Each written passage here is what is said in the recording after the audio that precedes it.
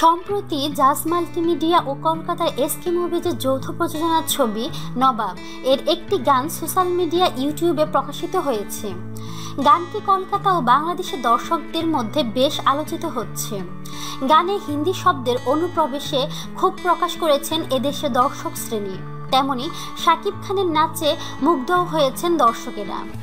আসছে ঈদে মুক্তি পাবে শাকিব খান ও শুভশ্রী অভিনীত এই ছবিটি। ছবির কোরিওগ্রাফ প্রশংসিত হলেও আপত্তিটা গানের কথার মাঝে অনর্থক হিন্দি শব্দের প্রয়োগ। সোশ্যাল মিডিয়াতেই এই নিয়ে পক্ষে বিপক্ষে কথা ছড়াছড়ি হচ্ছে। অনেকেই বলছেন এটার কোনো মানেই হয় না, এসব শব্দ না ব্যবহার করে বাংলা শব্দ ব্যবহার করলেই গানটা আরও ভালো হতো। শাকিবের এই নাচে মুগ্ধতা প্রকাশ করেছেন অনেকেই। শাকিব বেশ ভালো নেচেছেন। শাকিব বাংলাদেশের ছবিতে কেন পারফর্ম পারেন না? পরিচালকেরা কেন তাকে এভাবে ব্যবহার করতে পারেন না, এটাও প্রশ্ন তৈরি হয়েছে। সেলিম শিকদার নামে এক ভক্ত লিখেছেন, শাকিব খান যদি ইন্ডিয়ার হতেন তাহলে ঠিকই সালমান খান, আমির খানদের মতো সারা দুনিয়া কাঁপিয়ে দিতেন। আমি আগে শাকিবকে দেখতে পারতাম না, এখন বলি শাকিব বাংলার অহংকার।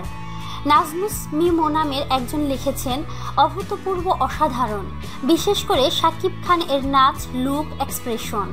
কোনো কথা হবে না। আশা করা যায় 2017 সালে সবচেয়ে আলোচিত ছবি হবে আমাদের নবাব।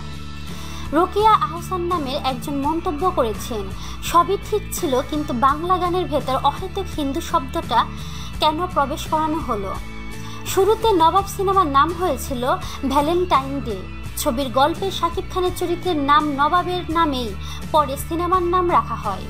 শাকিব ও শুভশ্রী ছাড়াও এ ছবিতে আরও অভিনয় করেছেন অমিত হাসান, খরাজ মুখোপাধ্যায়, সুব্রত, শিবাসানু, রেবেকা প্রমুখ। নবাবের 16 আনা শিরোনামের এই গান কলকাতার এসকে মুভিজের ইউটিউব চ্যানেল থেকে এ পর্যন্ত 1.5 মিলিয়ন মানুষ দেখেছেন। আগামী ঈদে ভারতের পশ্চিমবঙ্গ রাজ্যের বিভিন্ন শহরে ও বাংলাদেশে নবাব ছবিটি মুক্তি পাবে। তো প্রিয় বন্ধুরা, আপনাদের কি মতামত তা কমেন্টের মাধ্যমে আমাদেরকে জানিয়ে দিন। আর অবশ্যই আমাদেরকে লাইক, কমেন্ট, শেয়ার এবং সাবস্ক্রাইব করতে ভুলবেন না।